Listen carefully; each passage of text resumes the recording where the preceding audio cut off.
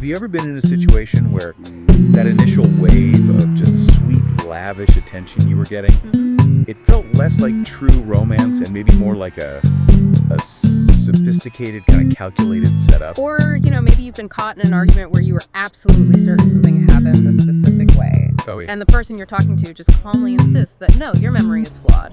Or worse, that you're just making things up entirely. Exactly. And those experiences, from that exhilarating high of an instant connection to just paralyzing confusion of self-doubt, they aren't random. Not at all. They're examples of highly effective, really time-tested psychological tactics. Right. So our mission today is to analyze the core psychological architecture of control. We're talking about things like love bombing, gaslighting, triangulation. And then show how these strategies scale up.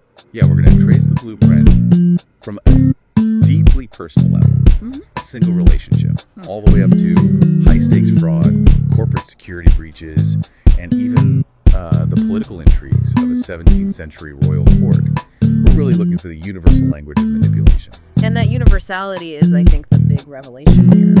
In psychology, manipulation isn't honest persuasion. It's not negotiation. No. It's a form of psychological control. It uses these covert tactics to influence your thoughts, your feelings, your behaviors, all for the manipulator's benefit. So it's basically, it's hidden aggression. It is. It's deliberately seeking power by exploiting our most fundamental human needs and vulnerabilities. Okay, so let's start at the beginning of the trap. Right. The sweetest sounding, but maybe the most dangerous first step, love bombing. Right. This is the hallmark of that early stage of narcissistic abuse, what they often call the idealization phase. It's the honeymoon phase, but it's accelerated and amplified beyond anything reasonable. We're talking about this overwhelming, intense affection. Like gushing compliments, right? Gushing compliments. Immediate declarations that you are their soulmate. Lavish gifts that just feel completely out of proportion for how long you've known the person. And a big one is that pressure for constant availability. Yeah. And a quick commitment. Saying, I love you within, a few weeks. Exactly. That acceleration is the key red flag. One survey we saw showed that while about 70% of people reported a new partner saying, I love you in the first month, the majority of people felt that, 4 to 6 months or even longer was the right kind of pace. So that speed creates this extreme, premature emotional bond. And that's what becomes so hard to break because it feels so intense and special. And that intense bond is the leverage. The idealization phase, it quickly transitions to the devaluation phase. This switch flips. And all that affection is replaced by sharp criticism, jealousy, sudden withdrawal. I read a really visceral description from one source. A victim described her partner as being like a romance novel when he was courting her. But when they fought, he would turn into a complete monster. And then if she threatened to leave, he'd switch right back to the romance novel persona. So she's constantly chasing that memory of the good times. And that cycle is mirrored, almost perfectly. In the world of high-stakes fraud, we see this exact strategy in romance fraud schemes. How so? Well, perpetrators forge this deep, personal, romantic connection, often with elderly victims, before they invent a crisis and ask for money. They create these, really plausible, high-status personas. Like a diplomat or a military official? A senior U.S. diplomat, exactly. Yeah. Something to heighten the victim's emotional investment. The fake Romeo case is a perfect example of this. He conned over 100 women out of $250,000. And he didn't use technical hacks. No. It was all false promises of a future, requests for short-term loans that, of course, were never repaid. It works because that initial emotional investment creates a powerful psychological debt. And the engine driving that debt is what's called the reciprocity norm. Okay, this is where it gets really interesting. So the reciprocity norm is this deep, almost instinctual compulsion we feel to respond to an act of kindness or a gift with a gesture of equal or, even greater value. It's so hardwired that it can make us override our own self-interest just to get rid of that feeling of obligation. It's an evolutionary thing, right? Cooperation helped us survive.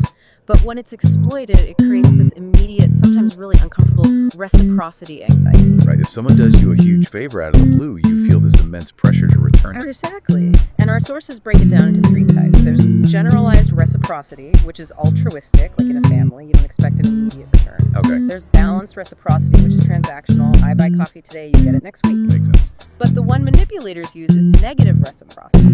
That's when one person is actively trying to get more out of the exchange than they put in, leveraging a small gift for a huge return later. Modern social engineering attacks use this brilliantly. Oh, they do. An attacker will offer something exclusive, maybe a piece of analysis, a helpful file, some advice, just to create that sense of obligation. And then the target feels like they have to give something back. Like company data or login information. Yeah. And this ties right into the door in the face technique. Right. So the manipulator starts by asking for something outrageous, something they know you'll reject. A guaranteed no. Guaranteed no. Then they immediately follow up with the smaller thing, the thing they actually wanted all along. And we're more likely to say yes because we see them backing down as a concession. That we now have to reciprocate. Exactly. So once that bond is established, the next step is to create complete reality distortion. And that brings us to gaslighting. A tactic designed purely to make you doubt your own perceptions and your sanity. It's abuse engineered to make a partner doubt their own memory, their judgment, giving the gaslighter total control over the narrative. And the result is that agonizing feeling of always walking on eggshells. The examples from our sources are just. They're painfully familiar because they sound like common arguments, but the intent is so sinister. Things like, "You're making things up, that's not what happened." Or everyone else thinks you're the one being unreasonable. Or, my favorite, hearing you're too sensitive or overreacting when you have a valid emotional reaction. The psychological effect is a total erosion of self-trust.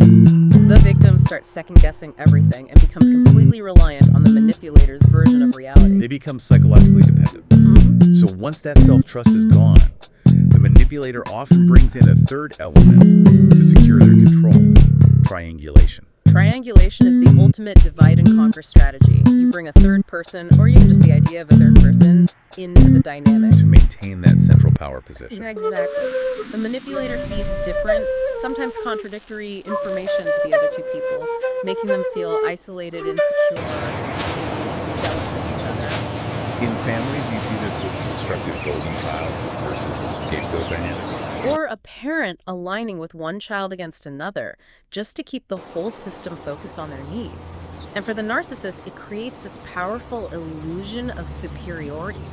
They thrive on the drama. It validates them. It validates their sense of being right. You know, a narcissistic parent might say something like, "My therapist agrees with me that you're the problem." They use this outside authority who isn't there to back up their claims and trap the target. So if these tactics are so pervasive, what's the defense? I mean, you can't stop someone from trying to gaslight you. No, but you can absolutely control how you engage with it. The key is refusing to engage emotionally. You have to stay grounded in your own truth. So instead of arguing the facts, Right, if someone says you're not remembering it right, you don't argue. You calmly state your boundary. We may have different recollections, but that doesn't make mine incorrect. Let's stick to what we both agree on. and if they push or escalate, Just a simple, okay, and you walk away. It denies them the emotional escalation they need, and it immediately shifts the power dynamic back to you. okay, so let's scale this up. How are these intimate vulnerabilities weaponized in the professional world? Well, if personal manipulation uses self-doubt, corporate manipulation uses structural trust. Social engineering, which is just sophisticated cyber manipulation, is the dominant attack vector in cybersecurity today. The dominant one. Yes, 98%. 98% of all successful cyber attacks rely on human manipulation, not on technical software vulnerabilities. So they don't hit the firewall, they hit the human. They hit the human, preying on our natural, emotional, and social wiring. They leverage the exact same principles. Authority. Authority, for one. Yep. Impersonating officials to exploit that balance between fear and trust and scarcity. FOMO. Fear of missing out. Exactly. Using that anxiety to make a target panic and place high value on some limited time offer or exclusive access. And I imagine modern attacks are rarely just one thing. They're almost never single vector. Imagine this.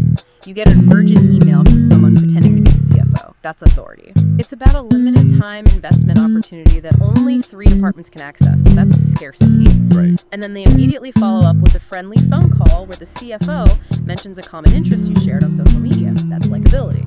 And now you feel comfortable enough to click the link without double checking.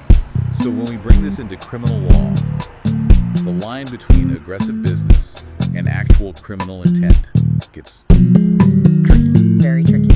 In a charge like extortion, intent is everything. Extortion typically requires the intent to permanently deprive the victim of property. So if a threat is made just to borrow money, not to keep it forever. Some jurisdictions might find that the specific criminal intent for extortion is missing. It really shows how much legal guilt depends on the manipulator's state of mind. And the legal line around fraud is being complicated even more by this controversial right-to-control theory. This theory expands fraud prosecution way beyond just causing financial harm. It focuses on deception related to important information. The idea is that the victim is harmed because the deception deprived them of their right to control how their assets were used, even if they didn't actually lose any money in the end. Our source mentions the United States v. Johnson case. A banker was convicted for deceiving a company in a foreign exchange deal. The company got everything it paid for. But the banker had lied about the underlying market conditions, and the conviction was upheld under this right to control. Well, critics argue it dangerously blurs the line. It could criminalize basic deception or, sharp dealing that doesn't result in any actual financial loss. The focus moves from tangible harm to informational transparency. Which makes it really hard for a jury to distinguish between a simple business misrepresentation and serious criminal fraud. Exactly. But this anatomy of control, it's not a modern thing, is it? We can trace these tactics all through history, especially in the high-stakes world of royal courts. Oh, absolutely. Proximity to power was everything. Take the tragic story of Princess Margaret and Peter Townsend. Their case is a brilliant example of how social and institutional protocol can be a tool of control. He was a divorced war hero, and their love was crushed by rigid royal protocol. It controlled their lives through external constraints, not direct threats. But history also has much darker, more calculated figures. I mean, look at the Chinese consort Wu Zetian. An incredible story. After her lover, the emperor, died, she defied centuries of tradition, came back to court, and became her deceased lover's son's mistress. She leveraged personal relationships and intimate proximity to rise all the way to becoming the only officially recognized empress in Chinese history. And for pure, calculated political triangulation, it's hard to beat Catherine de Medici. A courtesan spy. A courtesan spy, Charlotte de Suave. Catherine allegedly deployed her to disrupt an alliance between her son and her son-in-law. By having her engage with both of them. Intimately. To drive a wedge of jealousy and sexual rivalry between them so that they would, and this is a quote, forget their ambitions, their duties, and their plans. That's weaponizing intimacy to neutralize political ambition. It's incredible. And finally, you have the infamous Jacobean scandal, the Overbury poison scandal from 1613. Francis Howard and Robert Carr. Carr's advisor, Thomas Overbury, was dead set against their marriage. Which led to Overbury being imprisoned in the Tower of London and then, poisoned. And Francis eventually pleaded guilty. But the real impact wasn't just the crime. It was the exposure of the raw corruption in King James III's court. And it was amplified by what we'd now call a PR war. It was spread through pamphlets and popular ballads set to catchy tunes. It totally destroyed the king's reputation for impartial justice. It shows that the battle for control extends to controlling the public narrative itself. Absolutely. So we've kind of come full circle. Whether it's narcissistic abuse, corporate fraud, or a 17th century power grab, the core methods are the same. They are target empathy, create a debt through false generosity, erode self-trust, and use calculated deception to achieve total control. Manipulation, whether it's psychological or strategic, it just always seems to rely on exploiting those fundamental human drives. Our need for connection, our impulse to reciprocate, our desire for stability. So what stands out to you then? Because this manipulation rarely happens all at once. It's a gradual thing. It is, and the defense requires a really crucial mental shift. From what to what? From trusting the manipulator's persuasive words to observing their consistent patterns of behavior, maintaining documentation, questioning intent, both yours and others. That's the ultimate foundation for security. It's your insurance policy.